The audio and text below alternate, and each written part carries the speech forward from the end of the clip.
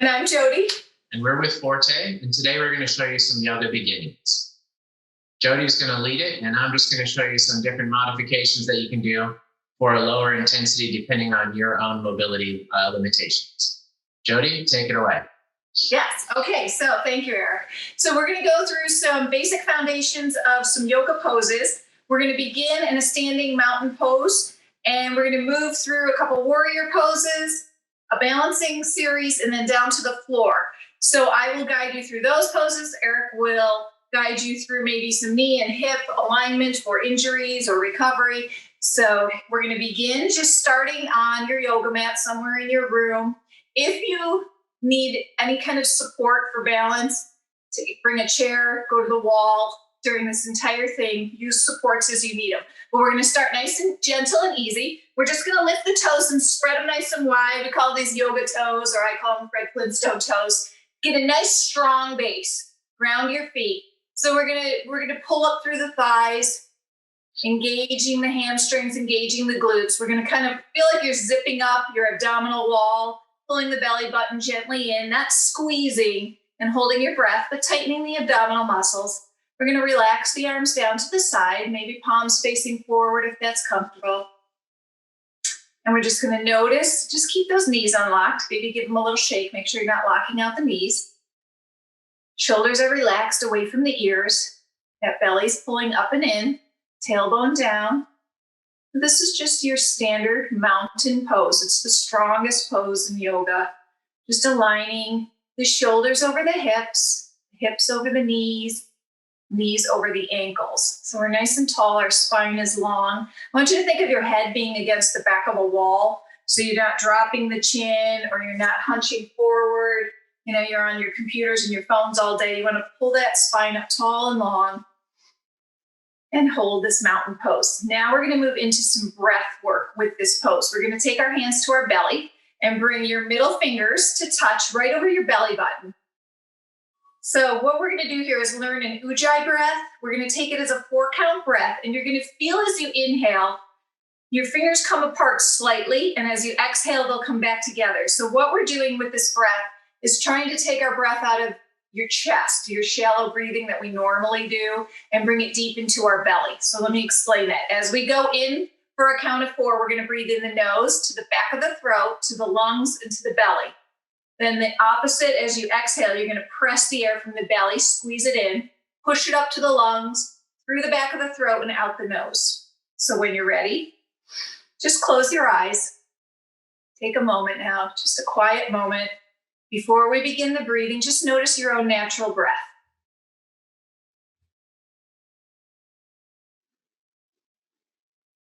And then notice your shoulders. Did you keep them relaxed away from the ears? Did you lock out your knees? Did you let go of your belly engagement?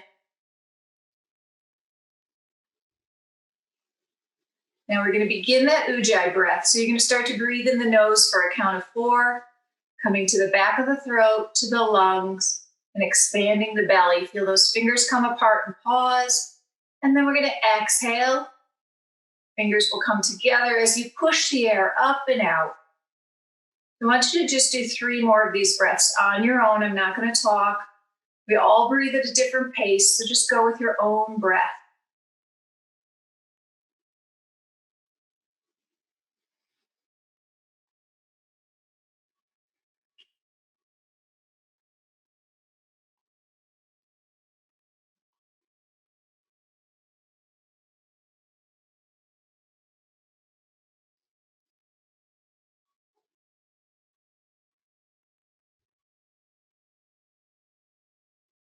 When you've completed your breaths, slowly open your eyes, drop your hands down. So in yoga, we try to connect that breath with all of our movements. So rather than timing and holding something for 20, 30, 40 seconds, we try to hold for breaths, which are pretty much equivalent to a 30-second hold. So most of these yoga poses we're going to go through, we're going to hold 5 to 7 breaths, depending on the speed of your breath. So we're going to move out of this mountain pose, and we're going to move into a warrior 1. So we're going to start with our right foot forward, left foot back. I'll turn sideways so you can see me. You're going to step the right foot forward, left foot back, turned out at about a 45-degree angle. And then you're going to take a bend in this front knee. So this bend is going to be what's comfortable for you. The hips are going to turn forward. I'm going to show you that from the front. I call that squaring off the hips. So you take the hip bones and the shoulders, you turn them forward. If you need to physically take your hands and pull your hips forward to this squared off position, again, what's comfortable. Anything that doesn't feel right, you shouldn't be doing. It should not be painful at all. It should be a gentle position here. The knee is over the ankle.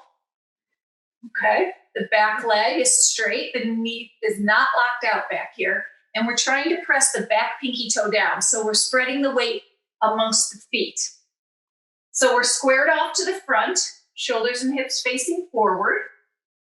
Tailbone is slightly down. Abs are zipped up again, pulled in. And if you feel comfortable here, you can start to float the arms up.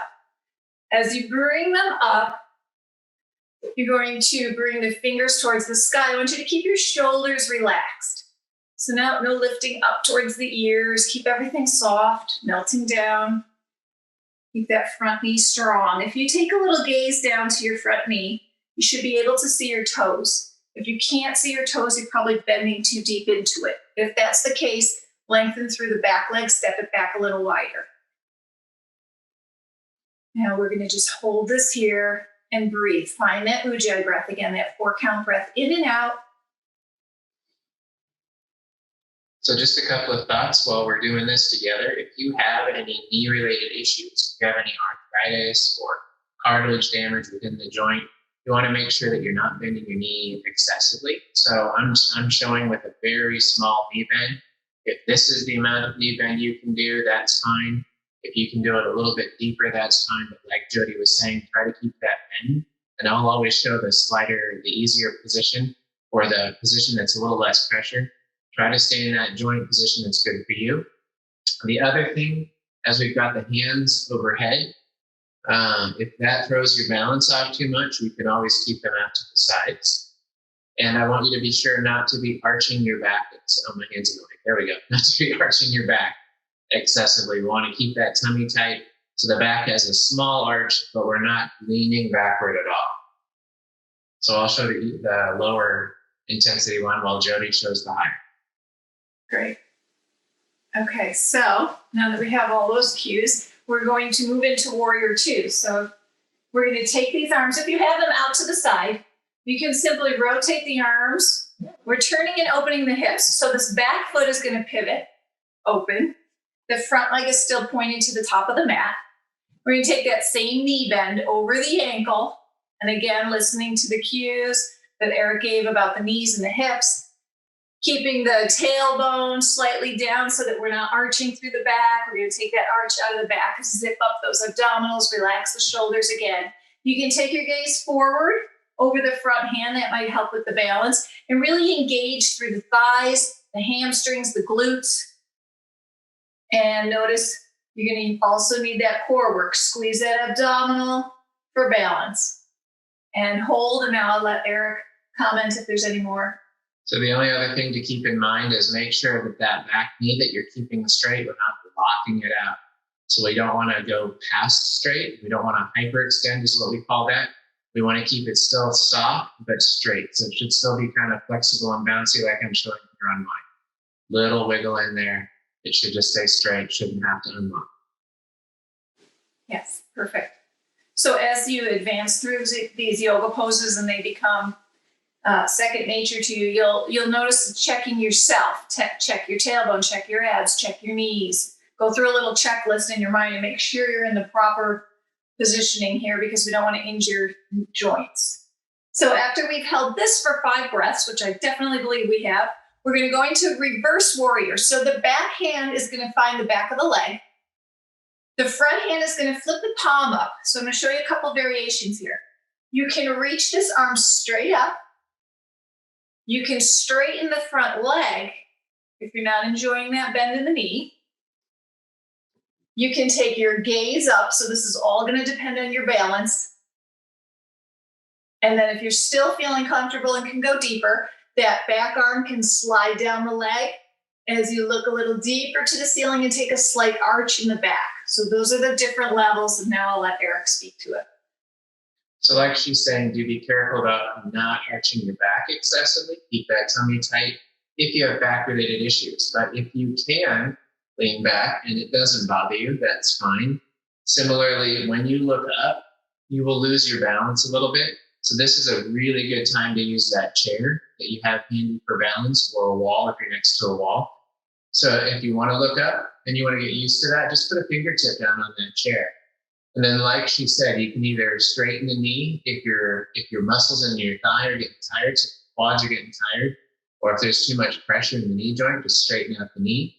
But do try to get that arm up as high as you can. Again, if you have shoulder-related issues and you need to keep it down a little bit lower, that's fine too. Great. So from here, we're all going to take those arms back out nice and long. And we're just going to turn the front toes in and step our feet together. We're going to come back to that standing mountain pose. Maybe shake out your shoulders, your legs. If something's getting tired, give it a little shake. And we're going to repeat that series on the left side. So, right, adjusting your chair if you need to, or turning and holding the wall. So we're going to begin with that warrior one. Left foot forward, right foot back and turned out. So I'll go a little quicker through the points now. Turning the hips forward.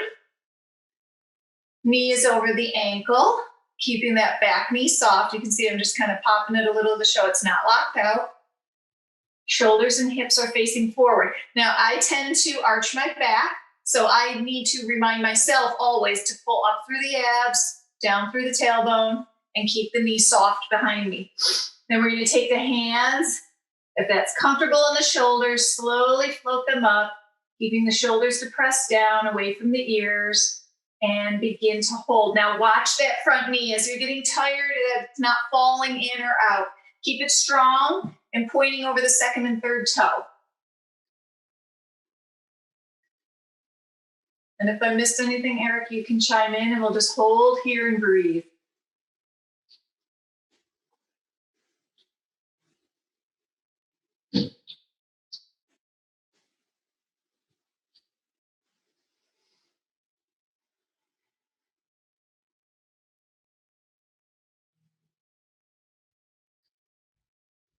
So we're going to begin to open the arms if you don't have them open already, side to side.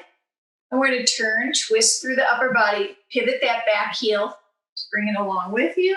Good. So adjust your stance here in Warrior Two to what's comfortable. And then go through those checkpoints of protecting your knees and your hips here. Not letting that back heel roll up, really press it down and in for balance. Pull up, engage those glutes, engage your core, look forward over the front hand.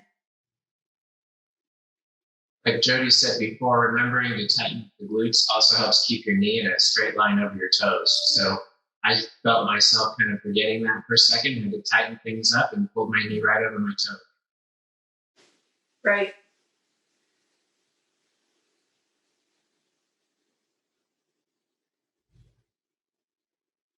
Nice. So you might be able to start to hear your breath as you're starting to relax into this. You're breathing through the nose. It should sound like you're listening in a shell. It should be an audible breath. We're going to flip that front hand. We're going to come into that reverse warrior. So either keeping the knee bent or lengthening through that front leg. We're going to drop the back hand, find the leg, scoop the left hand up to the ceiling. Maybe gazing up, maybe not. And maybe taking a slight arch in the back, which is really more of a lift through the heart and pulling back, not a crunching in the lower back. So if you're going to do the lean back, make sure you pull those shoulder blades together, and that will accentuate that upper back movement so it's not so focused in the lower back.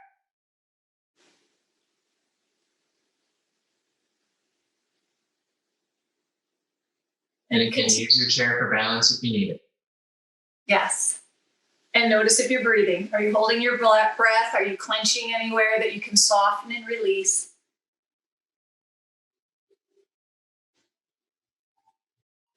And slowly come back to that warrior two. Open the arms. Extend that front leg. Turn the toes in. Drop the hands and just walk your feet back in to your mountain pose.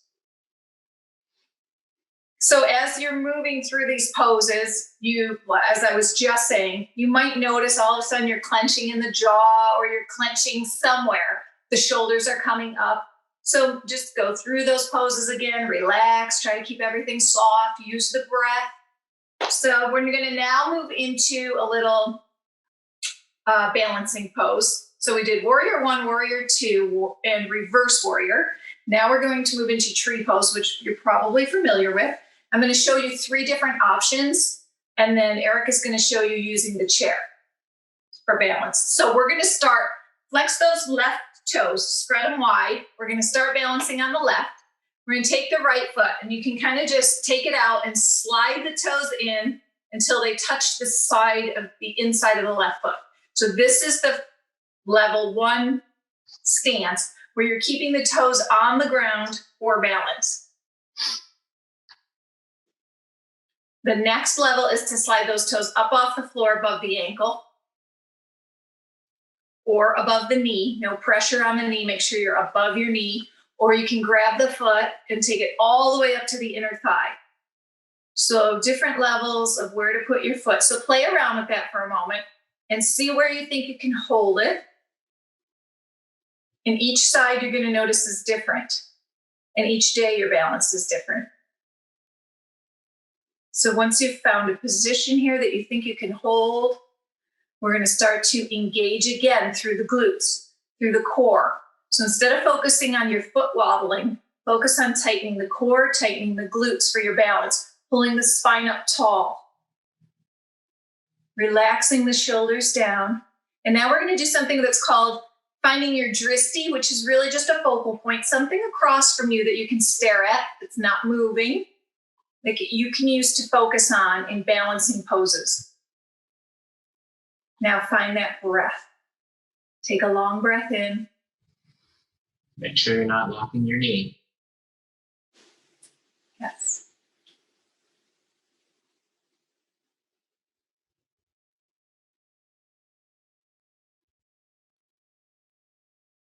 Okay, keep those shoulders relaxed. Keep that belly engaged.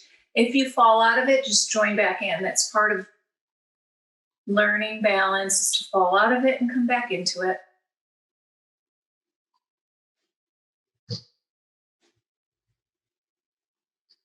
If you feel comfortable, you can start to take the arms out to the side, or even possibly float them all the way up.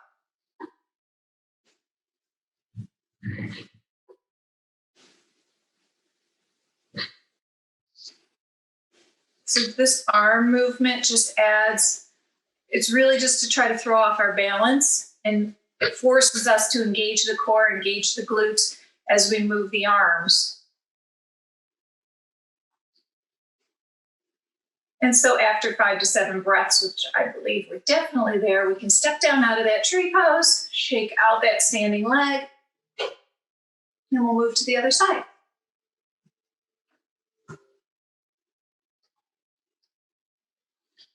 So again, spread those toes wide, get a nice strong base.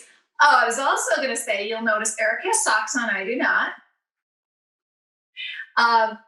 If you feel you're home, no one sees your feet. So if you're self-conscious about it when you're home on your own, take your socks off just to get a better grip. If you're on carpet, if you're on hardwood, tile, everything's going to feel different. So that's another thing to keep in mind when you're doing balancing poses is, you might feel on carpet, it might feel a little squishy. On hardwood, tile, you'll have a strong, firm base, but be careful if you have socks on and you're not on a mat, you may slip. So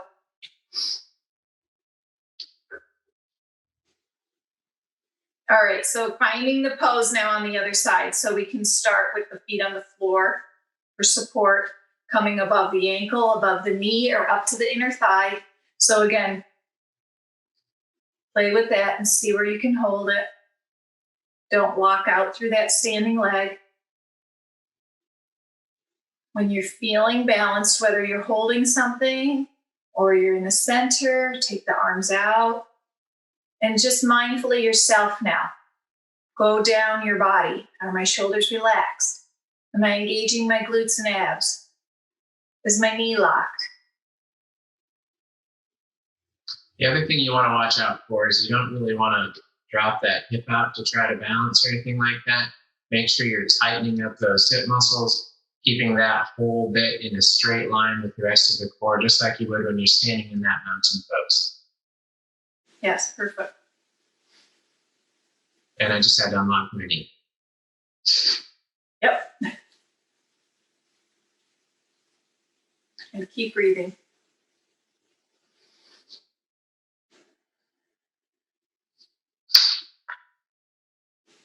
And then again, if you want to just test the balance, float the arms out or up.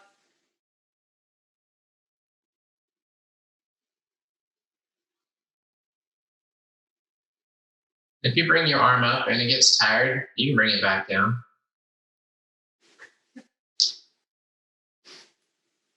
Let's take one more breath here. And then slowly step down out of that. Nice. All right. So next I'm going to move to the floor to demonstrate some spinal balance. And Eric's going to use the chair, correct? Yep. Yeah. Okay. So I'm going to come right down here to all fours to tabletop position. So the back is going to be flat. I'm going to align my knees under my hips and my wrists under my shoulders. I'm going to take the arch out of my back and pull my abdominal core up and in. So this is my shirt hanging here, not my belly. So I want you to have a nice flat back like you're a table. It's the tabletop position. And Eric can explain what position he's in. So what I've done is I've used a chair to brace myself. So if I can't get on the floor, this is a good alternative to do the same type of activity. Similarly, I'm keeping my back relatively straight. I've got my core engaged, so still trying to pull my belly button toward my spine. My feet are flat on the floor, and my hands are flat on the chairs, on the seat of the chair. So we're ready to go. Okay. So what we're going to begin with, we're going to take our right leg. We're going to slide it out behind us, coming to your toes. And then we're going to lift through the heel and take the leg up, if that works for you. If not, keep the toes on the floor. Then we're going to take the opposite hand. So left hand's going to walk forward to the front of the mat. We're going to turn the thumb up and lift the hand coming straight out from the shoulder. Pull it back. Hold it there or keep it on the floor. So the full spinal balance is with the leg up and the arm out. Right leg back, left arm forward, belly up and in. Look straight down at the floor because I want you to keep the back of your neck in line with your spine. The same thing with the chair. If you don't feel like you can raise your arm up very high, you can kind of keep it a little bit lower. If you don't feel like you want to bring your foot up off of the floor, keep your toes in contact. Whatever works best for you. We want you to feel stable and secure while you do this, but you keep that tummy tight and the back relatively flat. Nice. So this has already been 5 breaths I've counted. So I'm going to show you the next thing we're going to do is a little elbow to knee. So I'm going to demonstrate this. You're going to bring the elbow to knee under the chest, squeeze the abdominals in, then lengthen them out nice and long, keeping the back flat. And then Eric can explain how to do that if you're standing. And we're going to try that 5 times.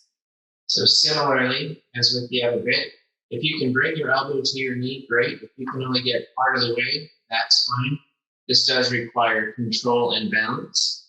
And so if you just make smaller movements, that works just fine. And always go back to maybe your tip of your toes versus keeping the arm or the foot off of the floor. And just back and forth, just like so. Just engage those stomach muscles while you do it. Great. So after you've finished your 5, if you're on the floor, drop the hand, drop the knee. And we're just going to quickly, if you're on the floor, I don't know if you need to do this if you're using the chair. We're just going to sit back for a second and roll out the wrists.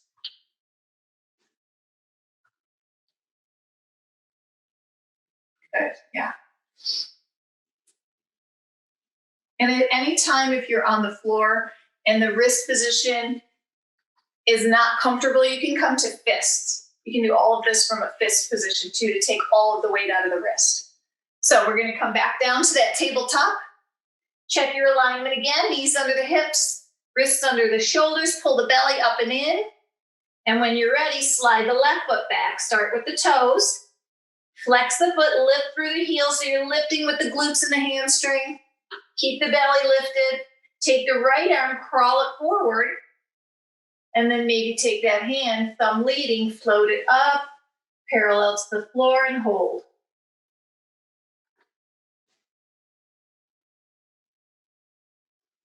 Again, if you're standing and you're doing this with a chair, make sure that the knee that you're putting your balance on is not locked or bending backward at all.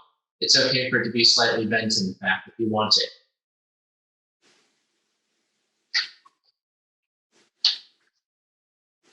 Let's take one more breath here together. And then if you're ready, we're going to begin that elbow to knee, crunching the abdominals and then lengthening. So we're going to inhale when we lengthen. Exhale, squeeze the belly in and crunch.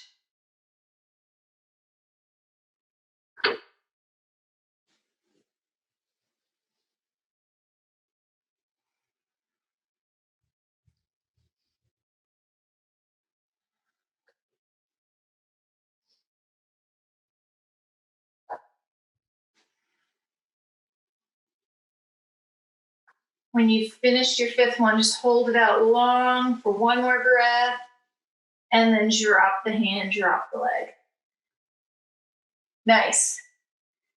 So that is the end of our working poses for balance and core strength. So we're now just going to end with a little shavasana. You can take a seat in your chair. If you are on the floor with me, we can just come to a seated position. Cross-legged if that's comfortable for the knees and the hips. If it's not, legs can be straight out. You can be in a butterfly. So find a position that's comfortable, that it's nothing is hurting. You can sit up against a piece of furniture. I just want you to find a comfortable position to sit. We're going to pull the spine up tall. Round your hips and your sit bone down. Relax those shoulders one more time. Take the hands to the knees. And I just invite you to close your eyes now. Notice your breath. So that last series, you may have noticed your heart rate pick up a little bit. We're going to use that Ujjayi breath to bring the heart rate down. Just take a couple long breaths here.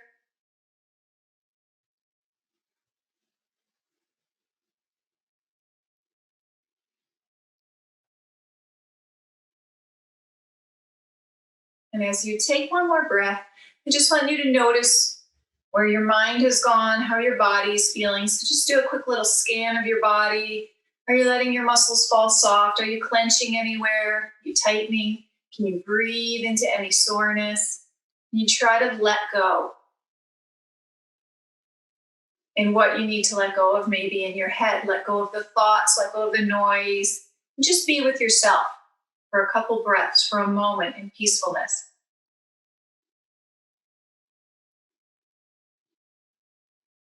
We're going to bring our hands together in front of our chest into a prayer pose. And we're just going to end this practice with a little bow of the head. And I say to you, namaste, meaning the light in me honors the light in you. So I invite you to just whisper to yourself, namaste. We here at Forte would like to thank you for watching our video. If you liked it, please give us a thumbs up. If you would like to follow more of the offerings from Forte, please subscribe below. And don't forget to share us with your friends. Enjoy well-being.